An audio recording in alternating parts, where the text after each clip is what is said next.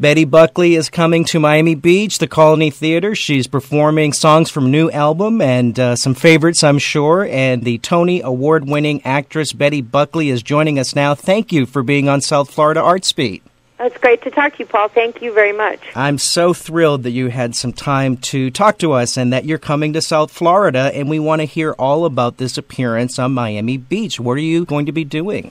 I'm doing some songs from my new album, Ghostlight, that was produced by T-Bone Burnett, that was just released this past fall, with the brilliant pianist Christian Jacob, who's coming from L.A., and we're all very excited to come to Miami.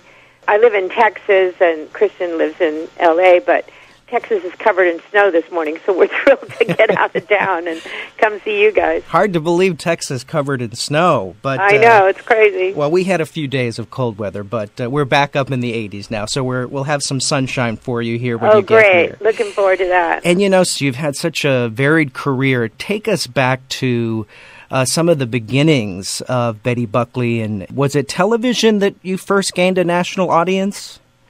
Well, I'm from Fort Worth, Texas, and I moved to New York when I was 21 and got my first Broadway show, my first day in New York, which was 1776. I debuted the role of Martha Jefferson in that show, and then I went to London for a year to do the young leading lady role in Promises, Promises, came back to New York, did another couple of Broadway shows, including Pippin, the original show, Company of Pippin with Bob Fosse. My first film was Carrie, directed by Brian De Palma, and then from that I got the TV show 8 is Enough and did that for 4 seasons. Then I did Cats, and of course the Song of Memory and Cats, and played the role of Grisabella.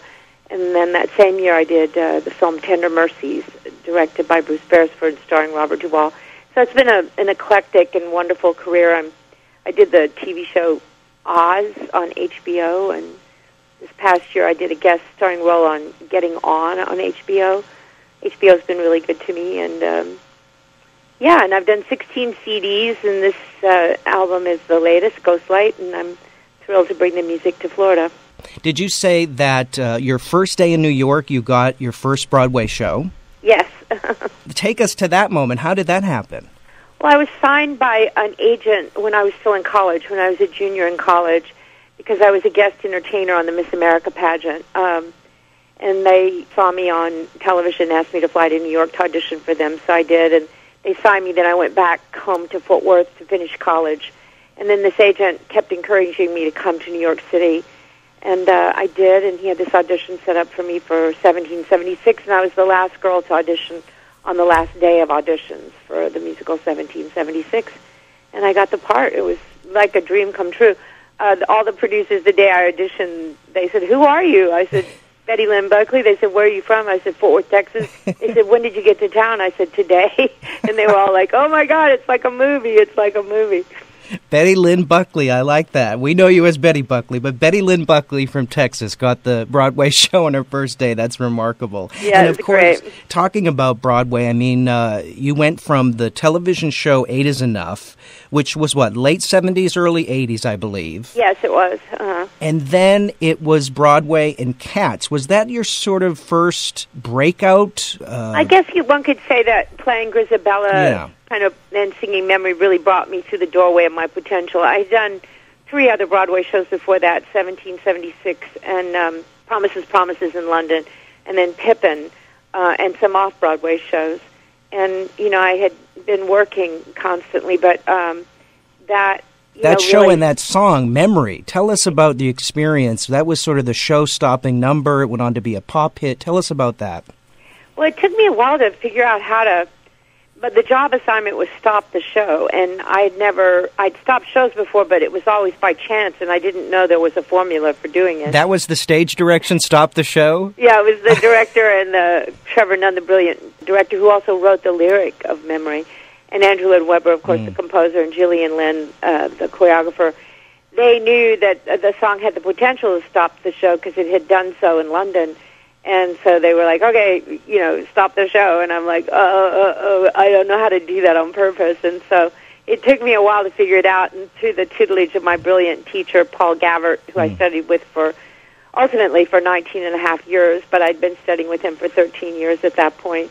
And through a whole process of quest and prayer and meditation, I finally found how to sing memory in a way that touched the audience in such a way that they would jump to their feet. So that was like really quite a journey, and that's why I think working with Trevor Nunn and Andrew Lloyd Webber and Gillian Lynn and having that wonderful role to play in that beautiful, beautiful song was the kind of the doorway of my understanding of how to bring my acting, which I've been studying for years and years with great teachers, and my singing together in, for this one moment in a musical that was the important 11 o'clock number in Cats. And you've gone on to sing it everywhere. It was a great experience, I just thought before I was coming in to do this interview, and I didn't have time to look it up, but there was an M. Night Shyamalan movie that you appeared in, and I couldn't remember the name of it, and I was so thrilled to see you taking on such a different... It was The Happening, starring Mark Wahlberg and Zooey Deschanel and John Leguizamo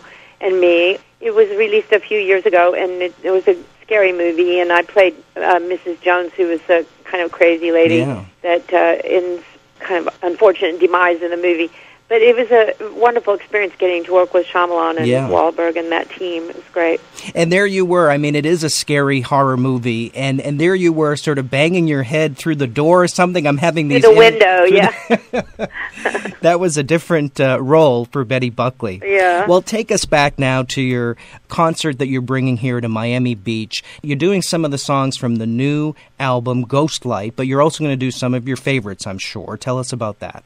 Yeah, Ghostlight is a beautiful album with, 12 songs that come from the musical theater and from the Great American Songbook, and some songs by contemporary singer-songwriters, one from the 60s from Jefferson Airplane, a song that I've loved since college called Coming Back to Me.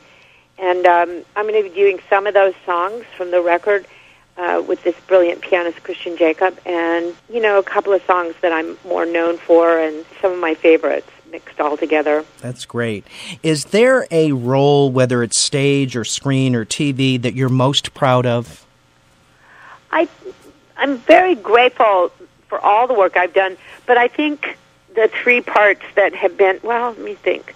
Yeah, Grisabella in Cats, Dixie Scott in the film Tender Mercies, and then Norma Desmond I did in the great Andrew Lloyd Webber musical Sunset Boulevard. I did that show for a year in London and a year on Broadway. All of those were really high points, I think, of my career. Has there ever been a role that you didn't get, a dream role that you wanted? I can't really say. I always wanted to play Annie Oakley and Annie Get Your Gun, but that never seemed to happen. I wanted to do a kind of arena version of the show with the real Wild West show, with the musical kind of being the circumstance for presenting the Wild West show that had been done in the days of Wild Bill and all that. Yeah. I thought that would be a blast, because I'm a horsewoman. I live in Texas on a ranch. I moved back here 11 years ago to ride cutting horses. So I was trying to think of a project where I could take my horses on the road. Oh, that would be great. What a perfect combination, Yeah, bring my two loves together, singing and horses. Absolutely. So, but none of the producers I pitched it to really got the concept, so that didn't come together. So now I think the time has passed for me to get to play Annie Oakley, but I'm still riding horses, and I'm still singing, so that's good. That's excellent. One last question, I think, before we wrap it up here. You mentioned Sunset Boulevard.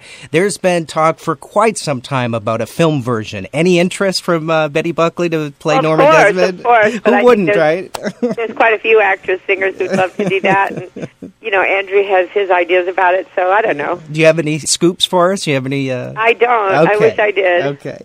Well, Betty Buckley, this has been terrific, and I'm so glad to have the chance to talk to you. Betty Buckley coming for the South Beach Broadway series on Miami Beach, the Colony Theater, singing and performing from her new record, Ghostlight. And Betty Buckley, thanks so much again for being on South Florida Arts Beat. Thanks, Paul. I really appreciate talking to you. Thank you.